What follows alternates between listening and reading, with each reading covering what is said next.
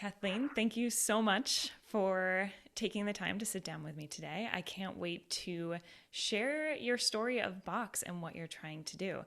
So let's go back to the beginning. So you had recently left your career in corporate finance to stay at home with your kids and somehow ended up starting what would become BOKS, a free fitness program for children. Can you share how this all began? Yes, and first of all, thank you, Kathy, for having me. I appreciate, even though this is our second go around, that I'm not very savvy with technology, and I also have a very needy dog sitting behind me too. So I'm sorry if you hear her. So yes, you are correct. I was in corporate finance. I actually was very fortunate to have a fascinating career living in Japan and Scotland, buying non-performing loans, doing real estate finance. My husband and I moved back to the States in 2000 when I was pregnant, and I was continuing my career in corporate finance. And then shortly thereafter, I was diagnosed with melanoma. So I decided I was going to be a stay-at-home mom. That that stay-at-home mom stint lasted for about 2 weeks. I came across the book Spark, which is a book written by Dr. John Rady, who's a professor of psychiatry at Harvard Medical School. And Dr. Rady, who's written six or seven different bestsellers, all on kind of the neurological impact of exercise on the brain or ADHD. And his book Spark, it really inspired me because it was so simple. It was, if you exercise for 15 to 20 minutes at 60 to 80% of your maximum heart rate, it's the same impact as having Prozac or Ritalin every morning. And I thought, well, who the heck doesn't want to have Prozac or Ritalin every morning when you can do it naturally? And I also realized that, not only do we have a obesity crisis in the US and now many other countries, but we also have a mental health crisis. And, we were designed to move, and our society has evolved into a very sedentary world culture. Um, we're screen obsessed. We don't move a lot. Public transportation takes us everywhere. There's just not a lot of movement. And we put these kids on buses, and then they sit on the bus, and then they get to school and they're expected to sit for 6 to 8 hours. And I mean, to me, that's just cruel, especially with kids that have a little ADD or a little hyperactivity, or have issues at home, and they need to actually have that release of exercise and movement. So I went to my kids. I was sitting on the sidelines of a football game actually, and at our local school, and I said to a couple moms, I said, what if we started a before school physical activity program? Elementary schools don't start till 9 a.m. There's a lot of parents that need to get to work, and there's a lot of kids that would love to run around and play. And they were totally on board. We went to the local principal where my kids were at school and asked her if we could do it. And she said, there's just too much going on right now. I don't think it's a good idea. But I really thought I was onto something. So I went to the superintendent and asked the superintendent. He actually happened to be a triathlete, so he drinks the Kool-Aid of exercise. And he said, I actually like the idea. If, let me talk to the principal again and let's try a pilot. So feel free to interrupt me because I'll just ramble forever. So we talked to the principal and sent out an email to all of the student population, all the parents at Natick Elementary School. And within 2 weeks, we had over 80 kids signed up. We just said, if you want to drop your kids off Monday, Wednesday, and Friday mornings, an hour before school, we have no structured curriculum, but we're going to let them run around and do obstacle courses, relay races, and really have fun with them. And so we had 80 kids sign up, and we had a lot of fun. We just showed up with whistles around our neck. And before you know it, we were getting positive feedback from parents, teachers. I mean, I had teachers emailing me saying, little Johnny could never sit through class. He's now sitting, he's attentive. I had parents saying, my kids are really excited to get up an hour before school and go to school. They've made new friends. And so before you knew it, word of mom started to spread. And people from other towns were emailing me saying, hey, can I have a copy of your curriculum? And Kath, I have no copy. I have no curriculum, nor did I, at that time, I thought, what I just tell parents to show up and let their kids run around and play. But that was kind of my aha moment too. Like, well, maybe we should actually form a nonprofit, a 501c3, start to work with some experts in this space and build some type of fun play activity, not to take away from PE, but to supplement and to let kids do what they were meant to do. I mean, you look around the world and there's the Eastern culture, they still wake up with morning exercise, even in a lot of companies. I mean, they know how critical it is. So we formed myself, and I recruited a couple moms. Luckily for me, they were much smarter than me. So I had the vision, but they had the smarts. We applied for a 501c3, a nonprofit charity status. And then we also were fortunate enough to get a meeting with the CEO and CMO of Reebok, because we were located right outside of Boston, and Reebok at the time was located in Canton, Massachusetts. So we went in, it was a Friday afternoon, and we were given 10 minutes. They said, okay, Kathleen, show us what you got. And this was back in 2010, Kath. And we had literally a flip phone of a video of like what we were doing with these kids. And at the time, the program was called Fit Kids Get Up and Go. And we did a cute video, which is still my favorite video, of these 80 kids running around and playing. And we showed it to the CEO and CMO. And they said, we really like this. We believe that the sporting goods industry has failed as a whole and has created a culture of spectators, and we need to reverse that and create a culture of participants. And there's no better way than to start with the youth and parents, moms. So 2.5 hours later, my 10-minute meeting turned into a 2.5-hour meeting, and they said, we actually really like this idea, and we want you and your mom's group to come in-house and help build this, so it's a program we can scale throughout Boston. So that was 10 years ago. Yeah. So wow. that was, I feel, sometimes I feel like it was a Malcolm Gladwell moment, the book Tipping Point. It's more about no, Outliers, not Tipping Point, sorry. It's where he talks about a lot of it is, he talks about the 10,000 hours of practice, but he also says right time, right place. And Reebok was looking to revitalize their foundation. They also saw the need that there was a huge gap between those who are fit and those who are not, especially in low income areas. And we were providing inspiration and access.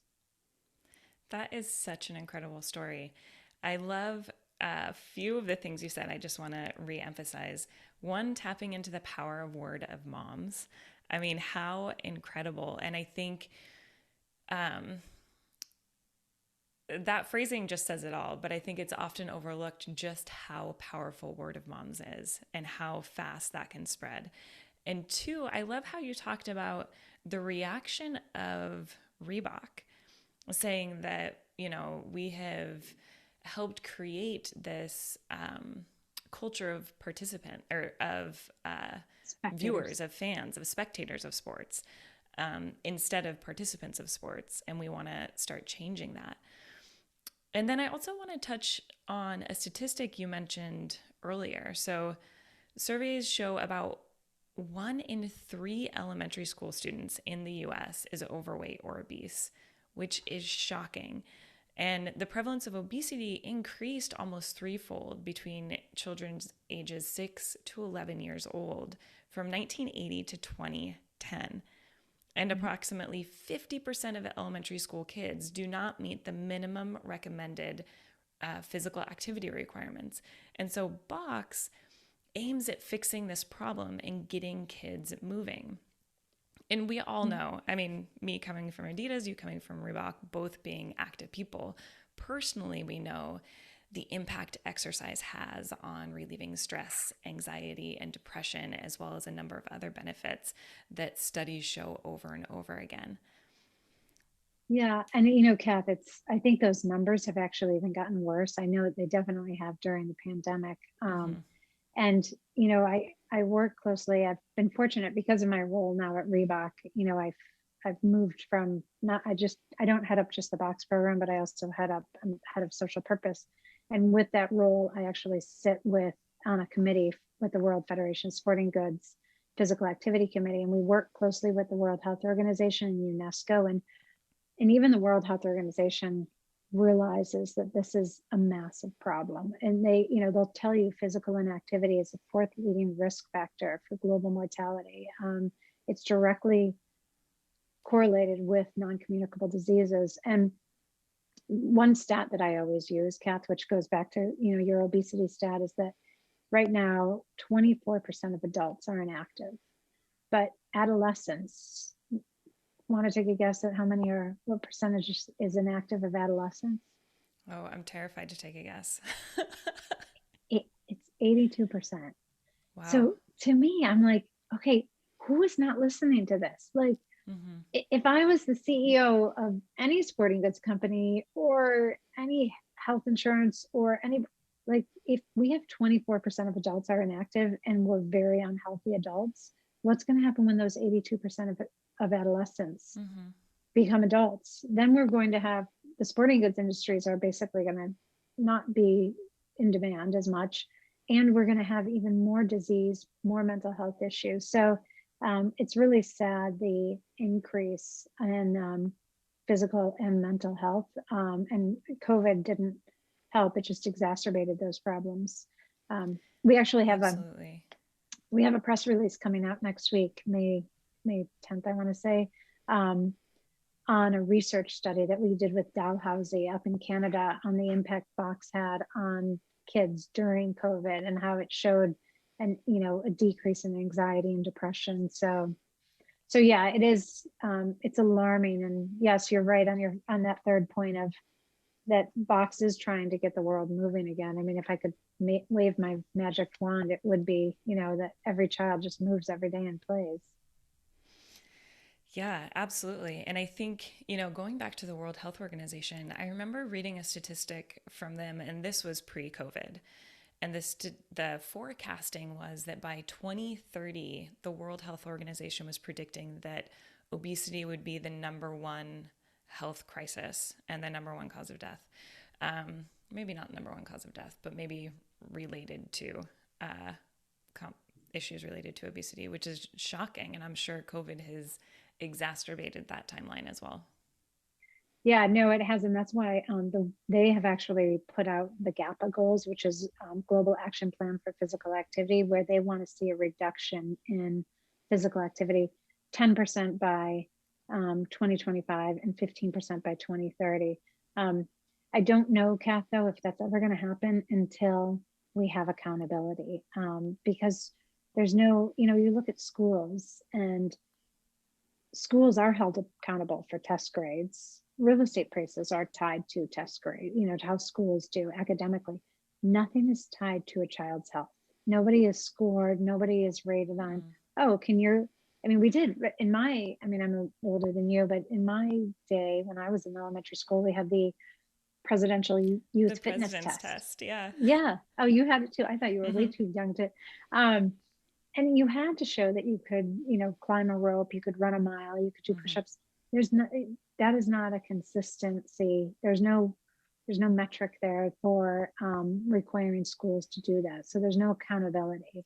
I really wish we would take away the whole pressure on students' test and standardized test and talk about an inequality. I mean, that's a huge, great divide. And I've seen it myself with my own kids as they've entered high school, like the haves and the have-nots. The haves can pay for tutors and test prep, and the have-nots don't. So again, it's this whole testing system and pressure on academics and priority on academics is a real disservice to us. Because if kids exercise, they'd actually do better. We know there's so much evidence they would do better in school. So, why not bring back daily PE and incentivize and create metrics?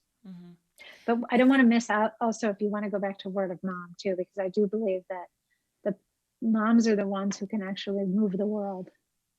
Oh, totally. I think that's so powerful and such a good framing to consider. Just how much influence moms have within their communities, within their families, for their,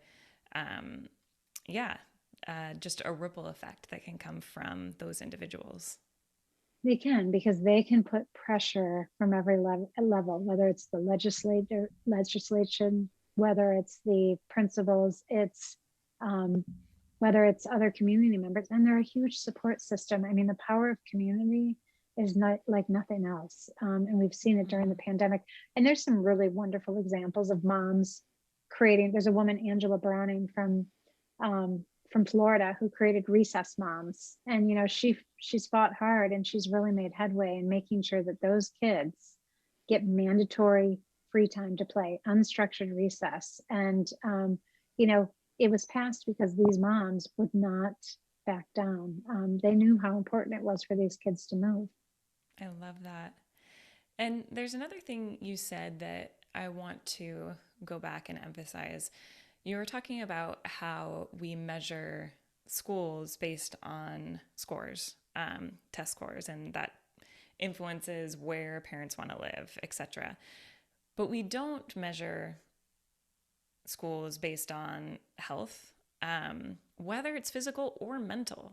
I mean, both of those are really important components for just a well rounded and healthy kid.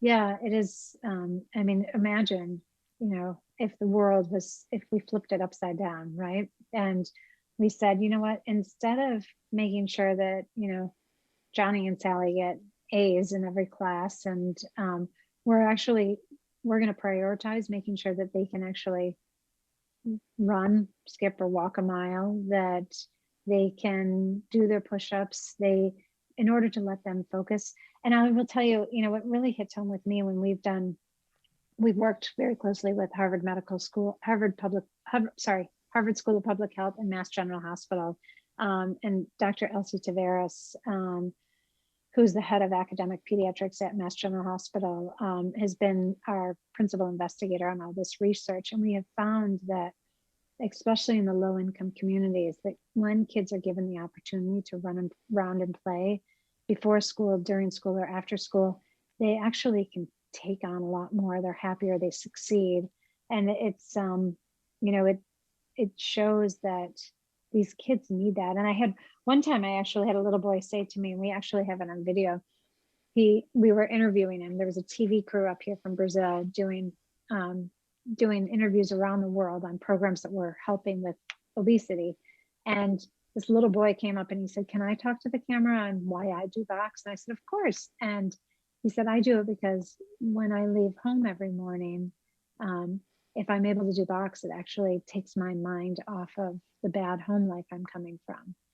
And Kath, that, like, to me, I mean, that says it all right there. Like, if you're giving this child a little dose of relief, so that he can actually go on and he can learn, he can absorb, and take his mind off of, whatever is happening at home. I mean, a lot of these kids, you and I we're lucky and privileged. We have so much, but a lot of these kids come from single parents, lack of food. There's, could be violence, drugs, alcoholism, who knows what's going on. So, it's not fair to put them immediately into a classroom and expect them to learn. It's just not human. Wow, that's so powerful. That gave me goosebumps. Yeah. Yeah, we have a Wow. lot of those stories. I mean, you hear it all the time. The kids, and especially in the underserved communities, there's nothing more rewarding than the happiness that comes from those kids. And even some of the trainers and the teachers, or when the parents volunteer, it's time for them to bond with the kids and play games and have fun. And that, the BOKS curriculum is not super structured as to, we want to really include fun in it and make sure that kids are enjoying what they're learning, but they also are learning fundamental skills. Mm-hmm.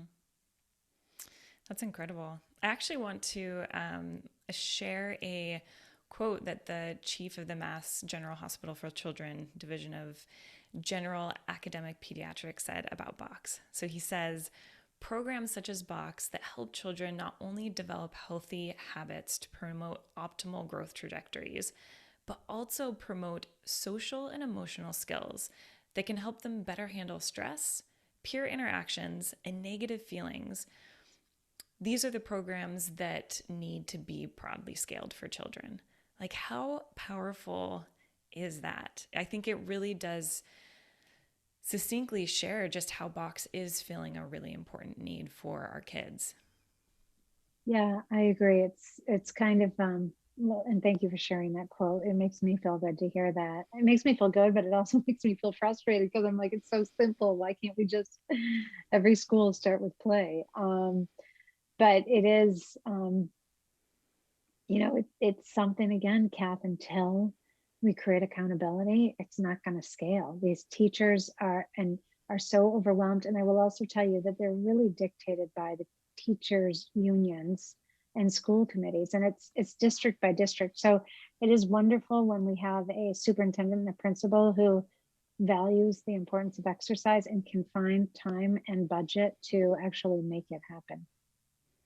That's I think it needs incredible. to be, I think though it needs to be a bigger push, and it has to come from all angles. And I also believe this is where the private sector can play a role. And my God, the sporting goods industry, like, they should be front and center at this. They need to create that one starting line where we have inclusion of everybody. We're highlighting PE teachers and making sure that they are also superheroes. I mean, think about it. They're the they are the spine of the child. I always say, you wouldn't build a house without a strong foundation. Why are we teaching to kids without a strong foundation? And I know so many PE teachers that are probably heroes in their schools, and they're the ones that actually have the closest connection to the kids, because the kids can be free in their class, and they get to express themselves and run around and play. And so wouldn't it be great if the sporting goods industry and other private sector companies came in and said, you know what, we're going to make this a precedence, and we're going to find a way, whether it's district by district or state by state, and they work with the governors and say it's going to be a priority. 2021, we got mental health issues everywhere because of COVID. We know we can't handle it with therapy and drugs. The best way to handle it is the drugs in our brain. So come on, let's give these kids opportunities to move. It's so That would be simple. incredible. And it is so simple when you talk about it, and you see the prevalence of so many issues increasing when it comes to health issues from obesity or mental health issues. And this is such a simple tactic that can be used to help mitigate those issues at a really young age, too. So to set the building blocks of understanding how to manage physical and mental health early on through natural means. Well, and that's another thing Dr. Rady will tell you, is that if you don't introduce exercise to kids by age 8, they've already learned their habits. So age 8 is supposedly that critical time. So, and I mean, if you're exercising and running around, you're probably more likely to eat healthier, right? And we also loved, one of the things we did with BOKS is we always combine the grades. Like, doesn't matter, let them all play together. And it actually creates a really cool community where you've got older kids acting as mentors and little kids looking up to the older kids. And there's no jocks and artsy kids or band kids. We're all together playing a game. Like, it is truly it's like when you see little kids at a beach playing in the sand. They don't care what color, what sex, where they're from, anything. We're all together in this and enjoying it and having fun. I love that. I love that. Yeah. Now, I'd love to go back and touch a bit more on the relationship between Reebok and BOKS. So, how does that work? Well, that's been an interesting one. I think that someday I might teach a college level class on it. So I do think that we're very unique compared to, there's not a lot of examples where a nonprofit comes into a company and coexist. So when Reebok brought us in, I hesitated at first when they invited us in. I said, nope, I don't want to come back to the corporate world. And I think you're going to use this as a marketing tool. The CEO and CMO convinced me we're actually not going to. We're truly doing this authentically because we want to scale the program around our community. By the way, little did they know that we'd be in over 9,000 schools by now and 100,000 That's downloads since incredible. COVID. But But so we came in and we are now an initiative. We changed the name from Fit Kids Get Up and Go to BOKS. We looked at a bunch of different names, and because we were partnering and becoming an initiative under the Reebok Foundation, we had to have something that we could scale on a global level if we wanted to, or use on product. Believe it or not, it's very hard to find a name. So we landed on BOKS because Reebok already owned that. And we sit as an initiative under the Reebok Foundation. We do have additional funders such as Blue Cross Blue Shield of Massachusetts, the Boston Foundation, CVS Health. Up in Canada, we have the Public Health Agency of Canada. The Canadian Football League was involved. We are now in talks with a large health insurance company to roll out the program in Indonesia, and a large NGO. Yeah, it's been wonderful, but it's been an interesting one with Reebok because it's a little bit of a pull and a push, because it's funny, what I was so worried about ended up actually being also part of the problem, that we didn't scale greater because they didn't use us. We weren't part of their strategy or in their marketing materials. So they got us from A to D, but then how do we scale from D to Z? And so just recently, Reebok has been using us more in some of their long-term strategy. We are under the United Against Racism pillars, impacting the Black and Brown communities, and in other initiatives. But it is funny because there are many times where I was like, well, why aren't they talking about BOKS more? So it's been an interesting journey. It's also been interesting because when you sit within a corporate foundation, within a corporation, but you're a nonprofit, your KPIs, your key performance measures are much different. We're touching lives, so we're doing reach, engagement, and scale. So our success is not necessarily measured on, or it definitely is not measured on how many shoes are sold or what sales are like. So I would say that our KPIs are more rewarding, but again, it's profit and purpose. You also have to make sure that eventually that program is helping create some type of halo effect, and that the consumer is realizing what we're doing. I think BOKS happens to be Reebok's best kept secret, to no fault of anybody. It has. It's maybe I'll take that blame because maybe I should have pushed harder to be a bigger part of the strategy and the marketing material. But we've done a lot of good, and we're an authentic program. We're not a poster campaign. There's a lot of initiatives out there that say, they're in 20,000 schools, getting 7 million kids moving, and they're truly a poster campaign. It's that, somebody said, oh yeah, we're going to have this one day and call it this program. And now they're, I'm not going to name names, but that's a poster campaign. We're not a poster campaign. We have a program, we have curriculum. But it's also been interesting, Kath, because we haven't been able to find a lot of external funding in order to scale the program. And when I talk about funding, you can interrupt me at any time, by the way. When I talk about funding, I'm not saying funding for, the curriculum's free to anybody. The funding supports the operational cost, and it also supports grants for low-income communities where you don't have the parent volunteers. Mm-hmm. Sorry, that was a long answer. No, it's great. And there's a few things I want to pull out of there. First, I also just want to take a moment to congratulate you on what you have accomplished through BOKS. So BOKS celebrated its 10-year anniversary. And in that time, you were able to get over 500,000 kids moving through BOKS and training 8,000 BOKS trainers. So that's something huge to be proud of. And so I just wanted to take a moment and say that. And then also I wanted to ask a few clarifying questions when you're talking about scale. So you mentioned briefly earlier that within the US, schools are run by districts. So if a superintendent is interested in BOKS, they would bring it into the schools, correct? And so as part of the way to scale is to get these decision makers in different school districts to understand what BOKS is and give it the green light to come in and then get parent volunteers to be trained as BOKS trainers? So it depends. So let me back up. First of all, thank you for congratulating me on the success. And I would say it has nothing to do with me. It has to do with again, luck and timing and the people around me, my team. I mean, I've been extremely fortunate to have the initial moms that started with me, and then my team all along. I've had just amazing support. So they're the ones that pull the rabbit out of the hat, not me. So so with regards to scale, it is totally different, Kath, on it's not district by, when I say district by district, I mean that the regulations and rules of schools are by district in the US. But as far as scaling it, it's really school by school.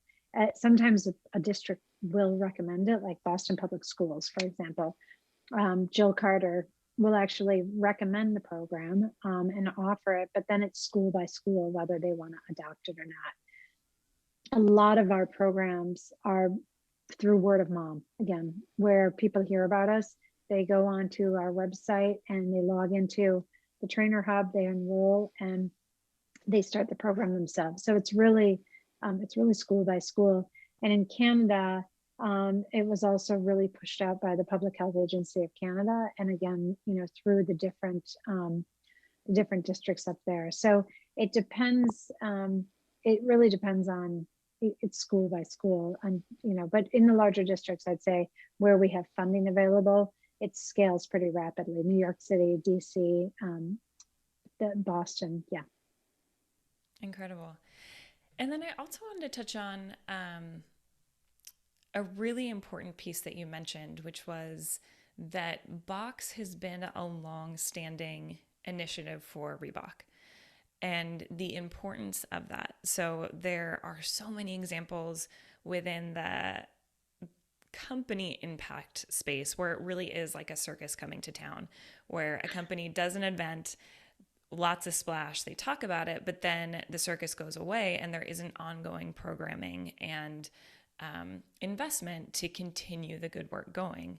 And what I think is really remarkable about BOKS and Reebok through this partnership is that it has been a long-standing commitment. And so it isn't a circus coming to town and then leaving, but it's continued investment and support. Yeah, it is. It's definitely continued investment and support. And we're lucky. I mean, adidas is the one who funds the Reebok Foundation and supports this. And then, the Reebok Foundation blesses this continued initiative. It is wonderful that we have that. What you're referring to is what I often call photolanthropy. So it's basically, yeah, let's bring in all this one group for one day and take a big picture, or do one large volunteer event somewhere and take a big picture and say we did well.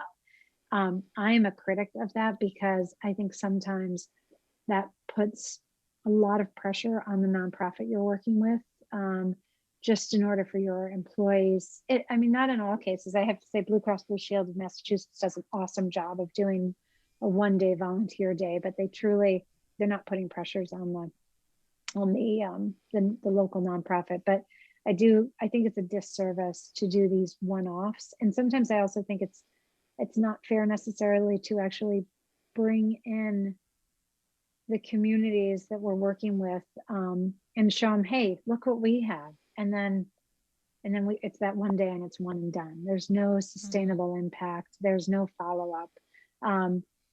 But I think that companies are getting away from that, Kath. I really do. I think that check writing to, one large organization and doing a press release, we're moving away from that. We're actually working with a partner right now where we wanted to do a national partnership, and we had a decent amount of money set aside, and they said, well, for it, this is all, you really just get a press release. I said, no way. I said, I'd rather send the money directly to the end user and make sure that the kids are actually getting it. So I think I think most companies are moving away from that. I hope so.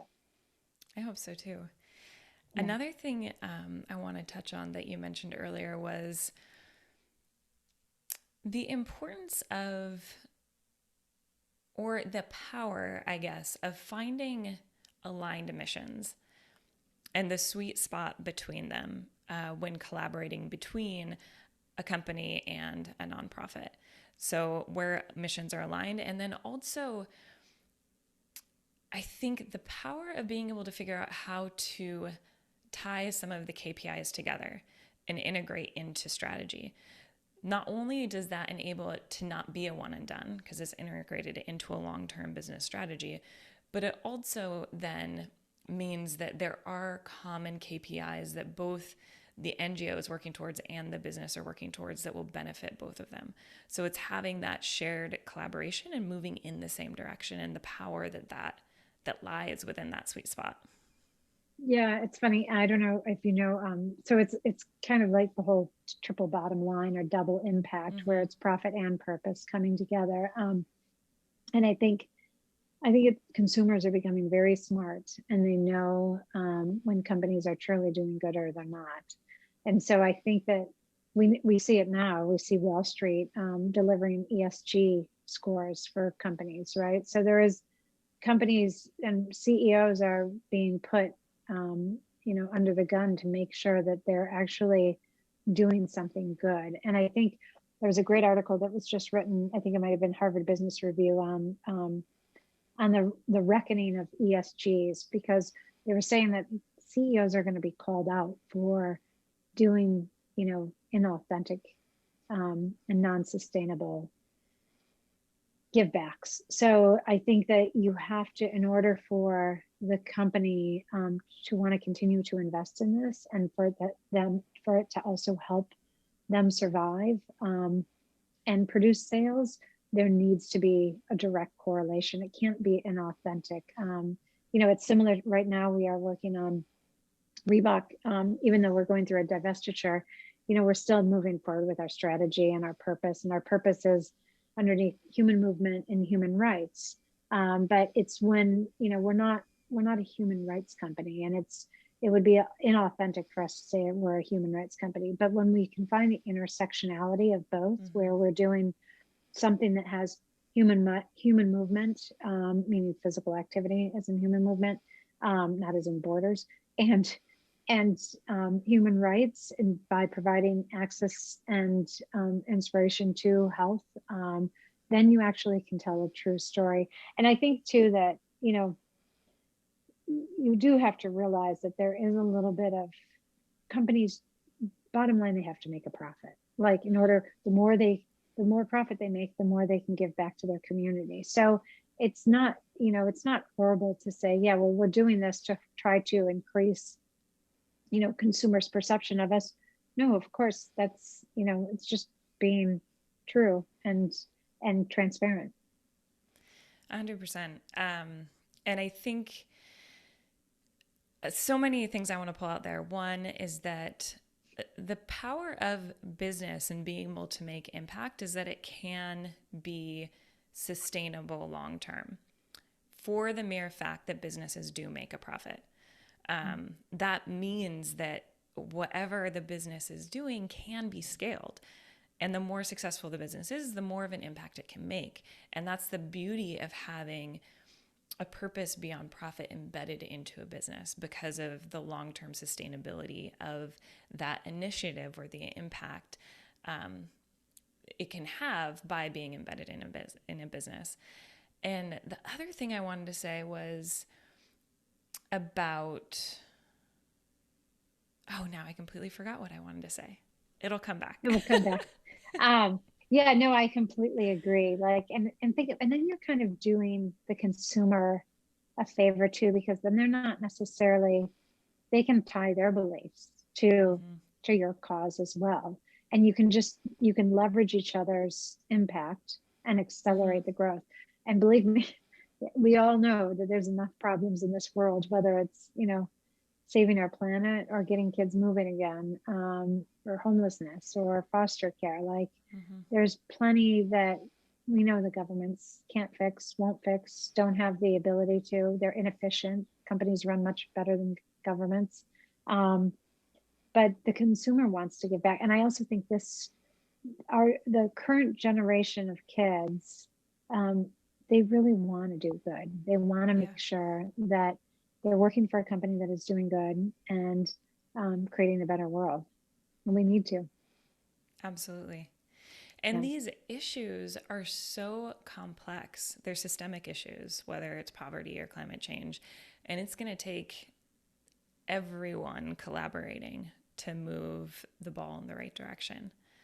And then I Yeah. And did remember the other thing I go wanted to ahead. say, which was for people who don't know what ESG is. So, ESG stands for environmental, societal, So, and governance. And correct. it has defined buckets that go under each of those three, where companies are rated on how they're performing within them. So it's some sort of standard metric as far as a way a company is operated when it comes from an environmental and a social standpoint. Correct. Yeah. It's becoming a more important metric by Wall Street, for Mm-hmm. sure. And it's interesting. I mean, you can actually look up companies' ESG scores, and so um, there's definitely those who are far ahead because they've been in this business for a long time, and there's some that are just learning. But yeah, it's a very broad umbrella, isn't it? Daunting, But but a it's good good that direction. there is visibility on it now from not just investors looking at companies that way, but a transparency where me as an individual can also look up how companies rate on that, or Yes. me as an individual wanting to buy a stock can look up companies and decide on my investment based on how they're performing on those metrics. Yeah.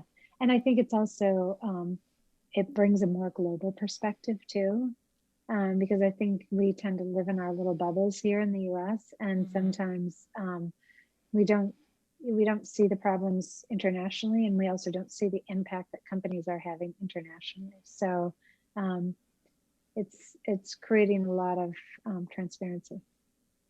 Absolutely. Yeah. Now, I'm curious as you think about, you're in a really interesting, personally, in an interesting spot working at a big company, Reebok, so heading their social impact, but also being the founder and director of this NGO BOKS. As you think about the future of purpose driven businesses, what role do you think business can play in helping shape our future? I mean, I think, Kath, it goes back to, um, I thought you were going to ask me what I wanted to do, which is basically open up a, a rescue farm for dogs. No, the that's 20 years down the road. But I mean, it goes back to what we were just saying is I think they have to create accountability. So I think that, there's major, if you look at the sustainable development goals, right, that the United Mm-hmm. Nations puts out, I think there's 17, if I'm Mm-hmm. correct. Um, and they've outlined the major areas of concern and focus areas that we need to actually create a better world. And so I think the more that companies can find, something within the sustainable development goals that they can align with and make a commitment to helping solve some of these world problems, um, the healthier position we're going to be in, not as just as citizens, but the companies will be in too, because it's they have to play a major role here, and I think they can play a major role, and it will only help grow their business. Mm-hmm. I love that. And I love how you framed it within the UN Sustainable Development Goals because the heavy lifting on identifying where we need collective action has already been done. Right. So, giving that as a guidepost for companies to find something that resonates with what their business is, what they do, what their consumers care about, and what the world needs to help us get on track makes a lot of sense. Yeah, no, I think it's and then you actually have people working on it's not so scattered. Mm-hmm. There's definite focus areas, and I think that sustainable development goals are even bigger or more well known, I should say, in the rest of the world. I think it's slowly coming here, but you see companies like Salesforce really getting behind them, and their younger employees getting behind. That brings up one topic that I think is interesting: is what roles do companies have to play? I think the the social media companies have a huge role to play here. I don't know if you've watched The Social Dilemma, but it's It's alarming. terrifying. It is terrifying. And I know, having teenage kids and even myself, how addicting social media is, what a role it plays. I mean, we just saw it over this last year. Like, I, it does concern me, the fake world so many kids live in. And when they see, even the teenage girls and what they post, their bodies, they're modified. Um, it's scary to me what some of them post. And then also just the propaganda or the slant. I mean, you cannot get any unbiased media right now. It is all right or left. There's not any. I mean, I would love to go back to 30 years ago when you turned on, there were three channels every night. It was, I think it was channel 2, 4, and 7 maybe, and it was the nightly news of what was going on around the world. It had nothing to do with politics or social media or fear. I feel like the whether it's Facebook or Google or Twitter, I think that they could do a better job. And I don't know how, but they're smart enough to create what they've created. They could be smart enough to create a less of an addictive social media platforms and more activity for everybody, more health and wellness, and less biased. Like we talk about, we go through all this, all this training at work around being unbiased and including everybody, but that's exactly opposite of what you see on social media. So I think that social media companies, the giants, they have a big role here to play in the health and wellness of kids, mentally and physically. Yeah, absolutely. And I'll put a link in the show notes for the social dilemma, which is Yeah. just an incredible documentary on the impact of social media, which is entirely terrifying. But I think you make a good point of, is there a way that can be used for good to help actually, instead of reinforcing biases and keeping us in echo chambers, start breaking those down so we can look at the world more objectively than the way media has been training us to look at the world. Could you imagine, Kath, if you turned on the nightly news? I'm using the nightly news. I know that's one channel, but if you turn on the news every night and it was just real stories, no bias, no negative, no fear. Like it just, I'm not saying that we need to live in a world of rose-colored eyeglasses, but I do feel like we have actually gone the other way where it's so polarizing. Absolutely. Yeah. Well, I know we're running towards the end of our conversation, and I want to ask you, is there anything that we didn't touch on that you want to share? I'm sure when I hang up, I'll think of many things. Um, no, I mean, I really appreciate you spending the time on this. I do feel like, you know, BOKS is the best kept secret right now. I wish there was a way we could scale it quicker. It doesn't have to be under the BOKS name. It just like, can we just create some type of movement where parents are saying, you know what, I'm demanding my kid needs to play and move for, an hour every day. Put down the phone, put down the academics and play. So God would be in a much better world. I think, that's a call to action to all of the moms and dads who are listening. The word of mom and the word of dad is really powerful, and to try to ask more of your schooling systems, your kids' schooling systems, to ensure that there is time for kids to let out steam before the day starts so that they can actually focus while Yeah. they're in school. Yeah, I think it's critical. It is. So that's it. I really appreciate it. It's always lovely talking to you. Thank you so much for taking the time. This was a fantastic conversation. Yeah, thank you. And anybody that wants to learn more can visit our website. We're free. We're going international. We're the company, the group we're working with. I can't disclose their name yet.